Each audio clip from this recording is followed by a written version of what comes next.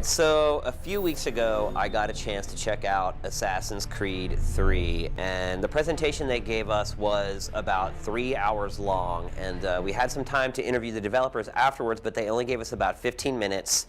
But they showed us a lot more than we could fit into the interview, so I figured I'd kind of share some of the things I saw here in our first edition of First Take. So sort of the first big point that they made is that there is a huge focus on quality in Assassin's Creed 3. It has the longest dev cycle of any game in the franchise. They said by the time it's done, it will be 3 years. They're going to be alpha in a couple months, which was pretty surprising. They have 2 times the production capacity versus the Ezio trilogy, and they said it's the most senior team in the history of the Assassin's Creed franchise. So they are definitely going all in on this game. Now the game is set from 1753 to 1783, and the themes for the game are liberty or death, power and slavery, control and freedom, and be a nation's pioneer. The whole idea behind the game is that you are supposed to inspire the world to fight for freedom. Now, the Templars are in this game, and the irony here is that the Templars think that they're helping the world, and apparently this theme was supposed to carry on in all the Assassin's Creed games. I never really got that from the other games, that they actually felt like they were doing right. But they said that would be a lot more prevalent in this game. So Ubisoft basically said they want the player to feel like a historical tourist. Now, I think every game in this franchise has been that way. I haven't really seen a more accurate representation of sort of past civilizations that I've seen in this game.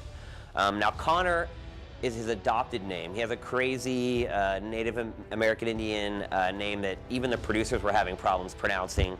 But he is an outsider. Because he is half and half, he doesn't really have any sway with either sort of his European heritage or his Native American heritage. So he's kind of caught in the middle. Basically how the game starts, he sees his village destroyed. And he gets very frustrated. He confronts the unwillingness of his tribe to act. So ultimately he's pushed to join the Assassins, and he promises to fight for freedom. And along the way you run into President Washington, Ben Franklin, Charles Lee. All 3 of those guys are big parts of the plot. So far they've told us that there are 3 cities in the game. Boston is the city that they kind of showed the demos for. New York is also in the game, and quite interestingly, they said that they had first considered Philadelphia to be the primary city for the game, although it looks like Boston now. The reason they decided to ditch Philadelphia is because the city is too gridded, and therefore it became boring. They didn't feel it would be fun to parkour through a city where everything is sort of lined up in a perfect grid. Now, obviously, traversal is a very important part of Assassin's Creed. In fact, the first Assassin's Creed, that's probably the element that really set it apart the most, being able to run, climb, jump wherever you want. Now, the big fear before I checked out this game was that, okay, sure, there's woods, there's a lot of forest, there's a lot of nature, but are they going to be able to get Connor to parkour through realistic trees? My fear was that all the trees would have right angles, and it would end up looking ridiculous, but nothing could be farther from the truth. The forests and woods in this game are just as random as any forest that you would walk through. It is absolutely amazing how they have worked the procedural animation into this game. Connor will react to every little branch, every tree trunk. You'll see him like kind of brush them away. He'll kind of slide around tree trunks. When he gets to a trunk, he does this quick shimmy around it. He can run out branches. It's awe-inspiring, to be honest with you. I've never seen animation like this in a game. The only thing I would say is close would be the Uncharted franchise. So I was really, really impressed with the parkour through the wilderness. Another cool thing that they showed us was another part where Connor climbs up a tree, runs out a branch, goes into the window of a house. There's a girl inside the house. She like freaks out, goes running. He runs through the house, dives out the window, back into the tree. So it's not like you're either doing the nature stuff or you're doing the city stuff, and I use that term loosely because the cities aren't particularly cities. It's all mixed together, and this is the first time you've been able to kind of mix the parkour from outdoor to indoor in an Assassin's Creed game. Now, the weather makes a huge difference in this game. There are seasons in the game that will change over time. They said that you will revisit some areas in the summer and then you go back in the winter.